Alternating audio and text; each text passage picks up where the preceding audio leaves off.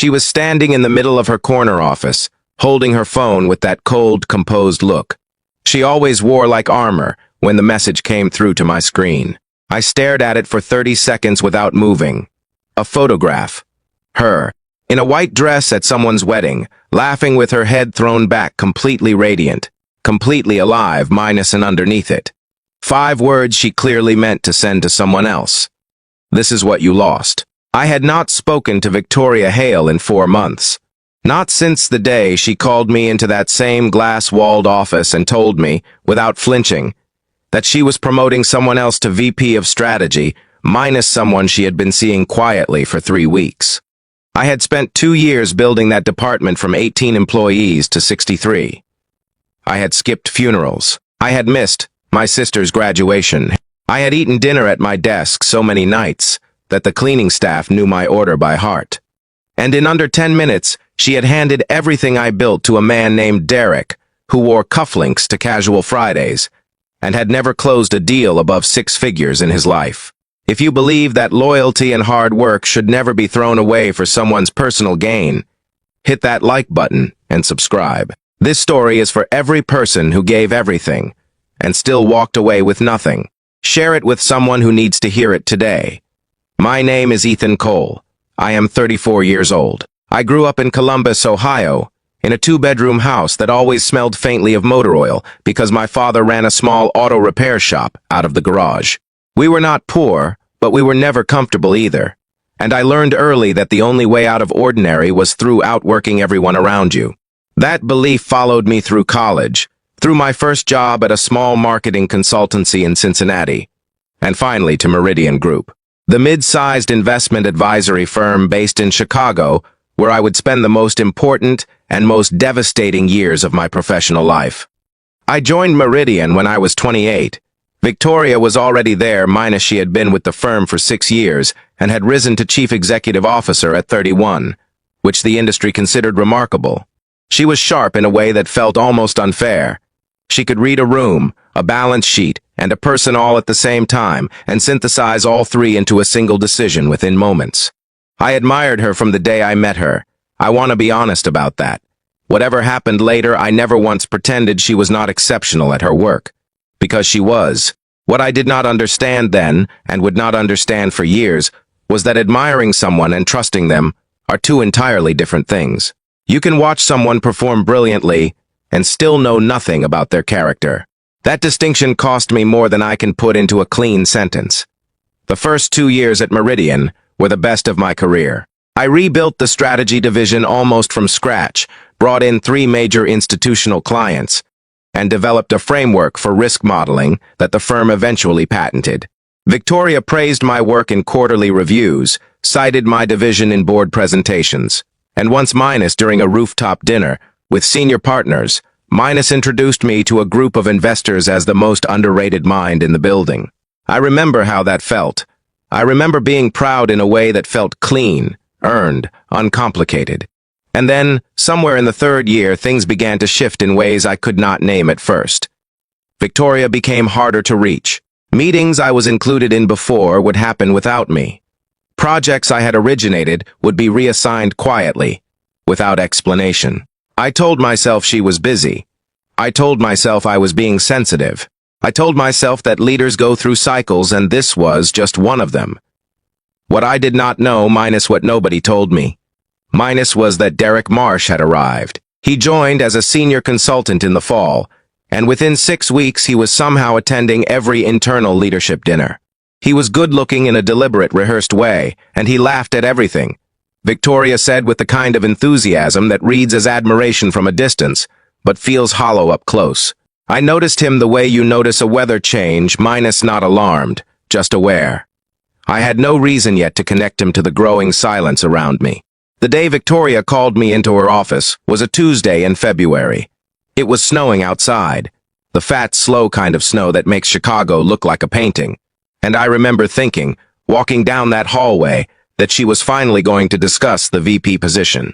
I had been told informally, through a senior partner named Gerald, that my name was the only one being seriously considered. I had already started thinking about what changes I would make, who I would mentor, which inefficiencies I would finally be able to address with real authority. She told me in less than 10 minutes. Derek had been selected. The official reason was that the board wanted someone with a broader external network. She said it calmly and professionally, looking at me with an expression that was carefully neutral in the way that only people who have rehearsed it can manage. She thanked me for my contributions. She said she hoped I would continue to thrive in my current role. She did not ask how I felt. She did not leave space for it.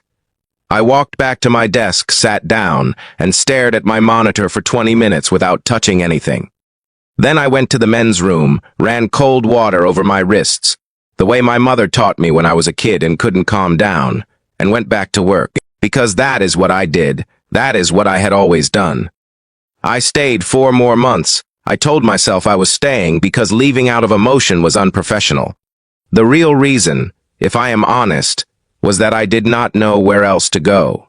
Meridian had been my entire world for 6 years. I had let everything else minus friendships, relationships, hobbies, the small breathing spaces that make a life feel like a life minus compress, down to almost nothing in service of that job. Leaving felt less like walking out a door and more like stepping off a ledge. During those 4 months, Derek strutted through the department I had built with the casual confidence of someone who had inherited a house and immediately started redecorating. He moved people around without consulting anyone who had institutional knowledge. He killed the risk modeling project in its pilot phase because he found the documentation too complex.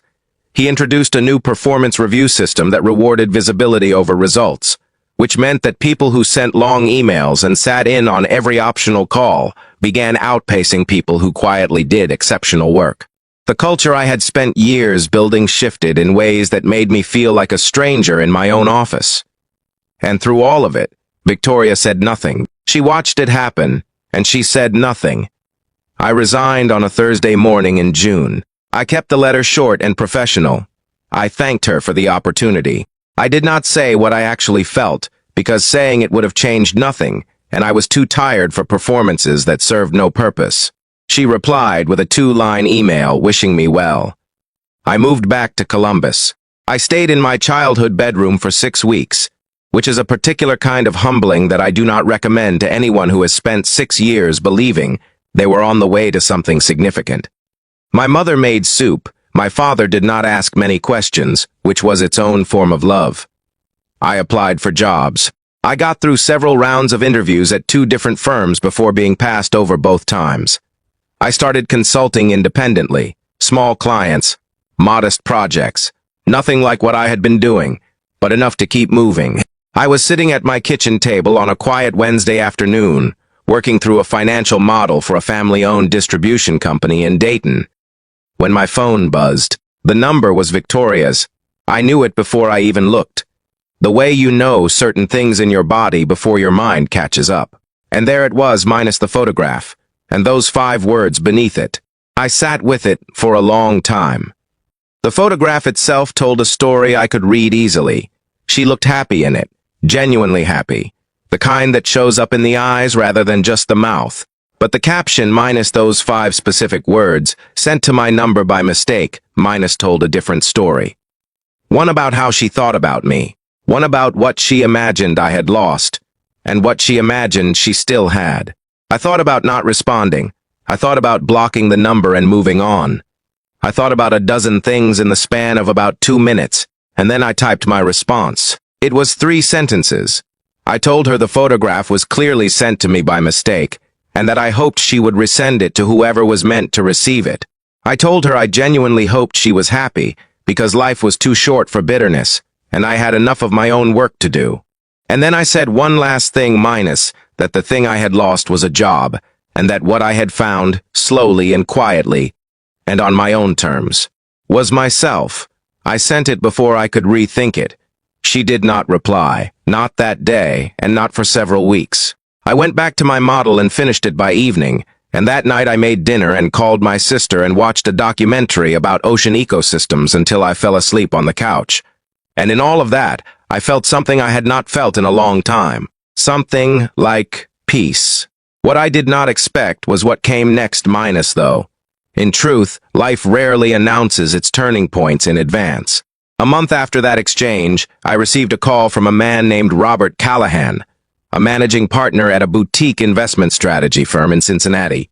He had seen my independent consulting work, specifically a risk analysis I had prepared for one of his former colleagues, and he wanted to meet. I drove up on a Tuesday and sat across from him in a corner office, not unlike Victoria's, except this one had framed photographs of his kids on every surface and a bowl of peanut butter candies on the desk that he kept offering me every few minutes without embarrassment. He offered me a role that was, by every measurable standard, more significant than the VP position I had been passed over for. At Meridian, lead partner for strategy development, equity stake, a team I would build from scratch my way.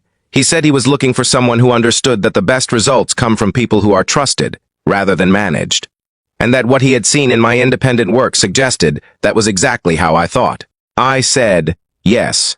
I drove home with the windows down even though it was October and the air had that cold, clean edge that Ohio gets in the fall, and I let myself feel it fully minus the chill, the possibility, the particular satisfaction of something that arrives. Not because you fought for it in the wrong place, but because you finally stopped fighting and let your actual work speak. I have been at Callahan Strategic for 14 months now. The team we have built is small and deliberate and extraordinarily good. I sleep 7 hours a night. I have started cooking again, something I had completely abandoned during the Meridian years. I play basketball on Sunday mornings with a group of men I met through my neighbor, and it is the most uncomplicated 2 hours of my week. I call my parents every Sunday evening. These things sound small, and I know they sound small. But they are not small. They are the shape of a life that actually belongs to me. I think about Victoria sometimes, not with bitterness, or at least not often. I think about what it costs a person to be so defended, so practiced at neutrality, that even their mistakes get framed as power moves. That caption she sent me minus this is what you lost, minus I believe she meant it as a wound. But what it gave me, in the end, was clarity. Because it told me clearly how she had always seen our relationship minus as a transaction, as a competition, as something with a score. And knowing that, truly knowing it, meant I could finally stop grieving something that had never been what I thought it was. The job I lost was not the thing I lost. The thing I lost was time. 6 years of believing that if I worked hard enough in the right building for the right person, something real would be returned to me. That lesson was expensive, and I paid for it in full, and I do not intend to forget it. If this story moved something in you today, minus if it reminded you of a moment when you gave everything and still walked away empty-handed, only to discover later that the walking away was the beginning minus, then please like this video, share it with someone who needs it, leave a comment, and subscribe. Stories like this one only reach the people who need them because of the people who pass them along. And before I go minus, I want to ask you something. Personal, where in the world are you watching this from? Drop your country in the comments below. I read them. It matters to me to know that this story crossed whatever distance it needed to in order to find you. The photo is still on my phone. I have not deleted it. Not because it still hurts minus it doesn't. Not the way it once did minus, but because it reminds me that the most unexpected things sometimes carry the most important messages. She thought she was sending me a wound. She sent me a window instead, and I climbed through it. That is the whole story, and that is enough.